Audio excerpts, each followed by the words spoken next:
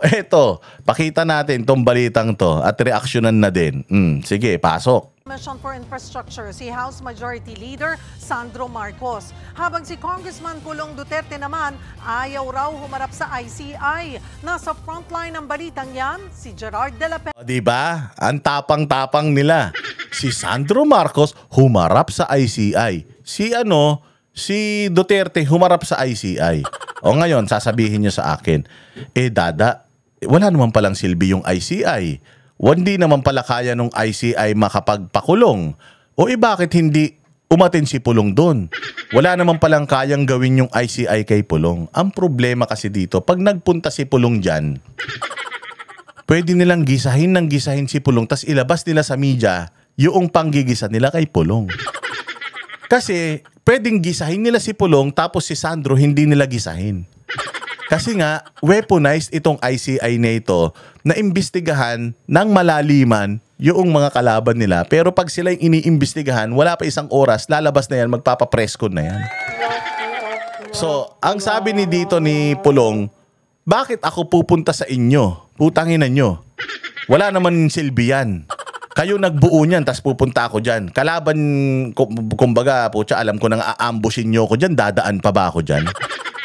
Diba? Meron na nakaposisyon dyan na mga kalaban, nakatutok na yung baril doon sa kalsada, dadaan ka ron, babariling ka nun. Alam ko na, dadaan pa ako ron kung di ba naman ako gago. Siyempre hindi na ako pupunta dyan. I will not give you an opportunity para babuyin ako. Now, meron tayong mga ahensya ng gobyerno na functional naman. Ano yun? Merong NBI, merong ombudsman, merong ganito, merong ganyan. ACOA, at kung ano-ano pa. O, doon tayo. Doon tayo pumunta. O kung may problema kayo sa syudad ko, nanggaling na dito ang ICI. Anong rekomendasyon ng ICI? O, di ipasa nyo na yung rekomendasyon nyo sa ombudsman, sa Sandigan Bayan, kung saan nyo gusto. May investigasyon na kayong ginagawa rito. O, sinabi ko naman sa inyo, yan, DPWH, investigahan nyo yung DPWH dito. Tingnan nyo kung palpak yung mga proyekto dito. O, di ba hanggang ngayon wala naman kayong masabi na palpak yung mga proyekto? Sino ang mga nagpapakalat ng peking mga balita ngayon? Sila Tinyo. Tinan mo, si Tinyo, yung gagong pumalit kay Franz Castro na convicted na child abuser. Nagsasampa siya ng petisyon sa ICI para imbestigahan si Pulong. Kasi may plano talaga yung mga yan. Aambushin nila eh. Kumbaga ganito ang gagawin niyan. Ako, si Tinyo, si Pulong. Tapos yung ICI yung mga ambush. Ako si Tinyo, iimbitahan ko si Pulong. Pare, birthday ko. Punta ka naman dito sa akin. Punta ka dito sa akin. Sira yung kalsada doon sa may sitio 8, dumaan ka sa may sitio 6. Mas shortcut yun eh. Doon ka dumaan, papunta sa bahay ha. Tapos nandun. Si Pulong naman tanga, dadaan doon. Nandun yung aambush sa kanya. Patay siya pag dumaan siya doon. So sa tingin niyo dadaan si Pulong sa utalino niyan, dadaan niya sa patibong nila.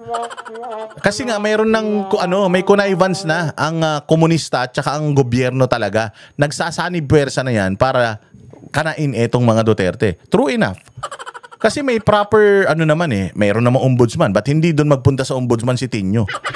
Kung meron naman siya mga napakaraming ebidensya. Kasi ang ginagawa niya, meron siyang sinasabi na si Pulong may mga ganitong problema sa budget. Dadali niya sa ICI para imbestigahan ng ICI at yung ICI makakuha ng additional na ebidensya. Walang ebidensya si Tinyo. Kaya siya humihingi ng tulong sa ICI para magkaroon ng ebidensya yung lahat ng mga pinagsasasabi niya. Kasi hindi siya pwedeng dumiretso sa ombudsman. Bakit? Kailangan kasi pag dumiretso ka sa ombudsman, nagreklamo ka doon, kompleto ka ng ebidensya. Wala siyang ebidensya. Walang ebidensya si Tinyo, kaya nga nagpapatulong siya sa ICI para makagather ng evidence. Gago, di ba? Hindi nyo kami kaya. Sabi ko nga sa inyo mga ulul kayo. Diretso. Do you swear to tell the truth, the whole truth, and nothing but the truth before this honorable commission? I do. Sumalang na sa pagdinig sa Independent Commission. Tangina, kurap ng kurap o sabog na sabog. Sige, utangin na nyo, wag nyong ihinto hanggang sa putasinghutin nyo lahat. Infrastructure si Presidential Son at House Majority Leader Congressman Sandro Marcos. Pero ang live stream ng hearing tumagal lang ng ilang minuto. Humiling kasi ng executive session ang abogado niya para malaya raw makapagbigay ng impormasyon ang kongresista. We again request that for an executive session for Congressman Marcos. We grant your request, so we will adjourn this. Tignan mo, sino yung mga membro nito? Si Azurin, puta, anong credentials ni Azurin para maging ano siya, maging investigador siya ng ano, ng korupsyon? Hindi naman siya taga-COA, hindi naman siya wala. Kasi tingnan mo itong Babe Singson, yung tatlo na ito, dating justice sa Supreme Court. Ito, may mga alam to, pero ito si Azurin, anong ginagawa niyan diyan? Pugin ang ina niyan, pag pinag-recite mo yan, matataiyan diyan. Kaya alam mo ito, kabubuhan lang tong ano na to. Kita mo kay opisina nila, putangin na yan, lame-lamesa lang. Inan yan. Alam mong palabas lang eh. O yan, parang isang kwarto, tinanggalan ng mga mesa, nilagyan ng mesang mahaba, isang mesang maiklit. Putangin na yan, kung ako, taga ibang bansa, tapos titingnan ko yung nag-iimbestiga ng korupsyon, parang putangin na, kubo-kubo lang. Hindi talaga ako maniniwala sa investigasyon niyan. Pucha yan. Sabi ko nga sa inyo, ginawa lang talaga ito eh. Usually, yung mga ibang bansa, pag may mga ganito, gagawa yan ng isang lugar na talagang fit dyan sa investigasyon nila. Pero ito hindi eh. Kwarto lang to, parang pucha, dating kainan lang to eh. O, tapos nilagyan lang nila ng lamesa, tapos yun na yun eh. Hindi man nag-effort eh. Alam natin talaga na wala talaga ito, wala sa puso nila na solusyonan itong issue ng corruption dito. Matatapos na lang yung termino ni Bongbong Marcos. Sabi ko sa inyo, pagtapos yan, lilipad yan ng ibang bansa. Puta, hindi nyo na mahahabol yan. Maniwala kayo. And go into executive session. Pumayag naman ng kongresista na ilabas ang video recording ng testimonya niya sa ICI. Ayon kay Congressman Sandro, hindi siya ipinatawag ng komisyon. Hindi rin daw siya paksa ng anumang investigasyon. Voluntaryo siyang humarap sa pagdinig. Di ba gagong-gago? Voluntaryo kang humarap doon. Putang ina niyan, hindi ka nila pinapatawag. Voluntaryo kang haharap doon. Kung ako, pumunta ka sa bahay ko, hindi kita iniimbita. Putas, in-expect mo may handa ako para sa'yo. Ito, bahay ko. Nandiyan dyan ako, nakaganito ako. Huwag kumatok ka, pagbukas mo. Oy, boss, nandito ako. Kahit ayaw mo, pumunta ako sa bahay mo, makikikain ako. Tanga ka pala eh. Paano kang mong ine-expect na may pagkain dito? Hindi man kita inimbita, hindi ko nga alam na darating ka ngayon. Alam mo yung kung bakit yun yung sinasabi ko? Tanginang yan, pupunta si Sandro sa ICI. Hindi siya pinapatawag ng ICI. Ibig sabihin, walang itatanong ICI sa kanya. Walang nakahandang tanong ang ICI para imbestigahan siya. Kasi nga, hindi naman siya dapat imbestigahan ng ICI.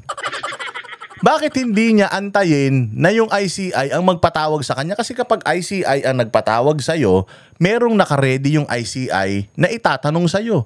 May nakita yung ICI na kailangan mong ipaliwanag. Ganon din pag pinatawag kita sa bahay ko. Sigurado ko maghahanda ako ng something. Soft drinks, ensimada, pandekoko. Pagdating mo rito, kakain ka. Inimbita kita eh. Pero kung pumunta ka sa bahay ko, wala akong handa. Kumatok ka dyan, tas makikikain ka, kokotongan talaga kita. So, ibig sabihin, kagaguhan tong pagpunta ni Sandro sa ICI. Bakit? Walang nakahandang tanong ang ICI sa kanya. Hindi naman siya imbitado eh. Pumunta ng ICI si Tanga. Nandito ako ngayon para imbestigahan nyo ko. Anong iimbestigahan namin? Kasi sinabi ni Saldico na meron daw akong ninakaw na ganitong halaga. Hindi naman yan totoo. Anong magiging rebuttal questions ng ICI? Hindi nga siya imbitado eh. O di sasabihin ng ICI, ganun ba? So wala kang kinalaman doon. So hindi totoo yun. O di tapos na usapan, putang ina nyo, ninoko nyo tao. Ang ina nyo, hindi kayo mo nanalo talaga sa katarantaduhan namin. Lalo na sa kaululan ko, hindi kayo ubra sa akin dahil kupal ako eh. Ang ina, di ba? Kayo, isipin nyo, tama ba yung sinasabi ko? Pupunta ka sa isang pagdiriwang na hindi ka imbitado? May ihahanda ba sila para sa'yo? Wala. So may nakahanda bang tanong, investigasyon ang ICI kay Sandro? Wala, kasi hindi naman siya inimbita doon in the first place. Ngayon, si Pulong Duterte, inimbita siya. Anong ibig sabihin? May naka-ready ang ICI na mga itatanong sa kanya. Kasi siya yung inimbita eh. Tama? Magkaiba yun. So, iba yung nagpunta ron. Iba yung nagpunta ron na hindi naman imbitado doon sa iniimbitahan. Kasi yung iniimbitahan, naka-ready ang mga yan. Naka-ready yung mga armas nilang pang ambush sa'yo. Diretso. Ang ICI para makatulong sa investigasyon sa flood control scandal. Wala po akong tinatago. So, ngiting-ngiti si Gago. Ngiting-ngiti si Gago kasi nga alam niya hindi naman ready yung mga tao magtanong sa kanya. Paglabas niya dyan, vindicated na siya. Kasi nga, umatin ako sa ICI. Natanong ka ba? Hindi. Bakit? Wala sila na ready tanong kasi biglaan lang ako nagpunta rito. I'm happy to assist them in any way, shape, or form. Assist them in what? Tang ina niyan, hindi. Inassist mo sila saan? Hindi ka nga inimbitahan dyan Hindi nga nila gusto yung antayin mo na makakuha sila ng sapat na mga itatanong sa'yo bago ka magpunta. Hindi yung bigla kang pupunta dyan tapos bati-bati na. Hindi ganun yun. Matatanda ang pinaratangan siya ni dating Congressman Zaldico na nagsingit ng 50 billion pesos sa national budget mula 2023 hanggang 2025. Pero tulad ng pagtanggi ni Congressman Sandro noon, muli niyang iginiit na kasinungalingan ang mga alegasyon ni Ko. It's pure fabrication and pure lies. It's a political ploy and I've already attributed it to attempts at destabilization of the government. I did not do any such a thing. Kung nakikita niyo po yung listahan, may mga project dyan sa Davao City nakalista sa Davao City. Alam naman natin sino nakatira doon. Ba't ba ako maglalagay ng projects doon? So dito talaga makikita mo, gago talaga to si Sandro Marcos. Ang tingin talaga nila sa mga Duterte kalaban. Ang tingin talaga nila sa mga Duterte kalaban. Kasi bakit ako maglalagay ng project doon? Tanga, yun na nga yun Bakit ka maglalagay ng project doon, ikalaban mo yun? Ibig sabihin, ghost project yung ilalagay mo sa Davao. Planted yun. Planted yun. Halimbawa, ganito. Maglagay ka ng project sa Davao. Pondohan mo. Siyempre, ang naka-ano dyan, DPWH.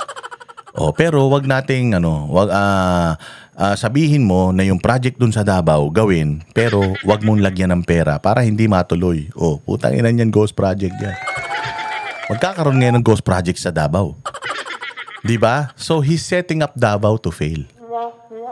Huling-huli ka dito.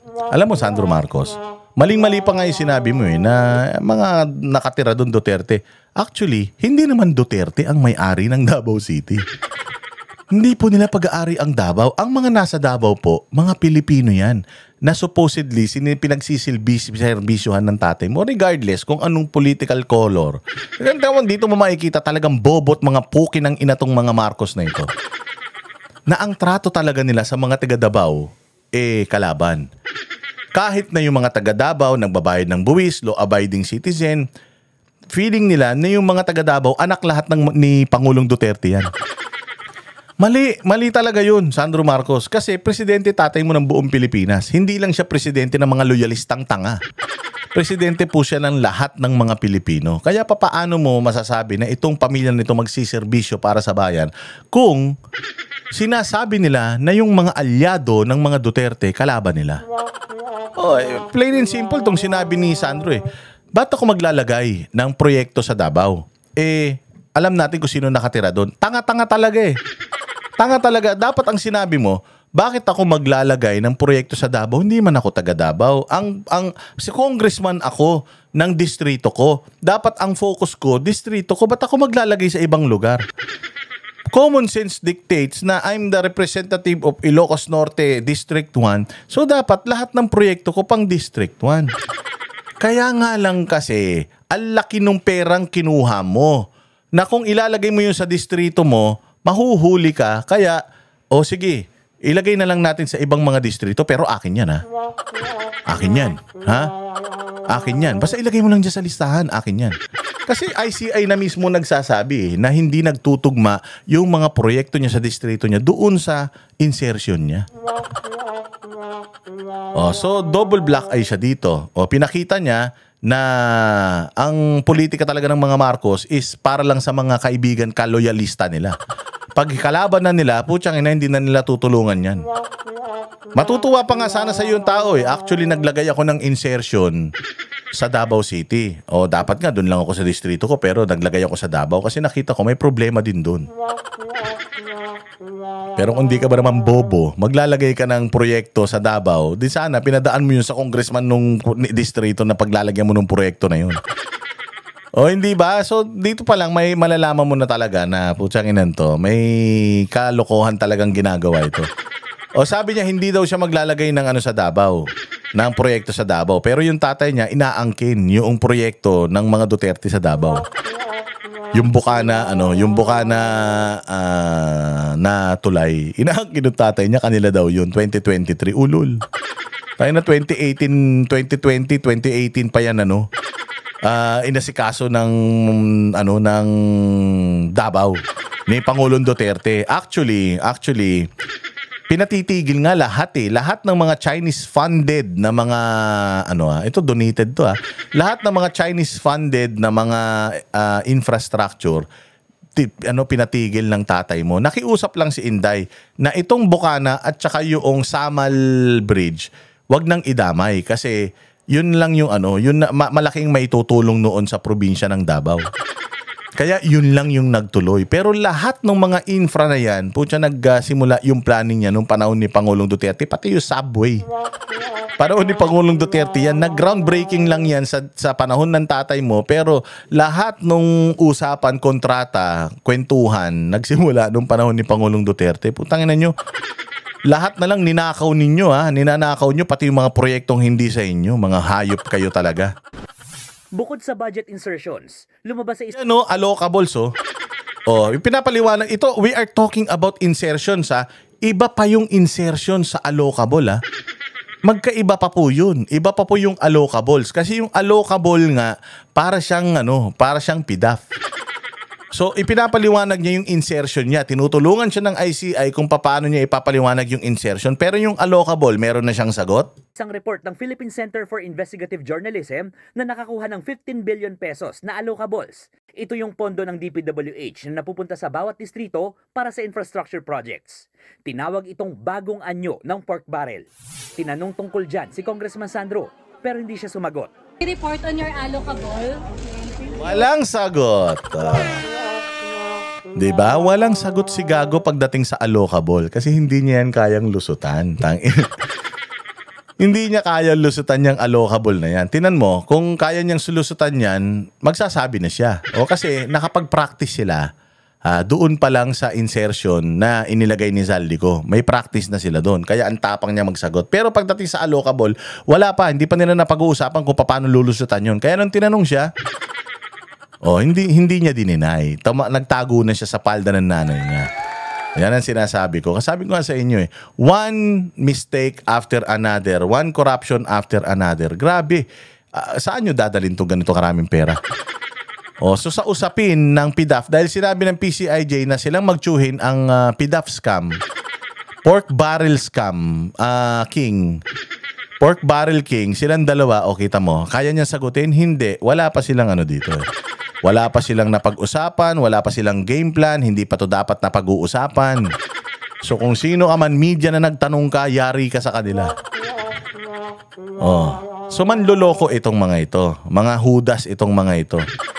Sasagot lang ang mga ito doon sa meron na silang script. Pero pag kayong talagang totoong-totoo yung ngayon pa lang mainit na mainit, wala yan. Hindi sasakaya, sabi ko sa inyo drug test, sasagot yung mga yan sa mga corruption na kasi ginawa nila yung mga corruption meron na yan silang mga escape plan. Ganun kasi kapag magnanakaw ka sa isang bangko, hindi naman ang pinakamahirap talaga dun is how to go out with the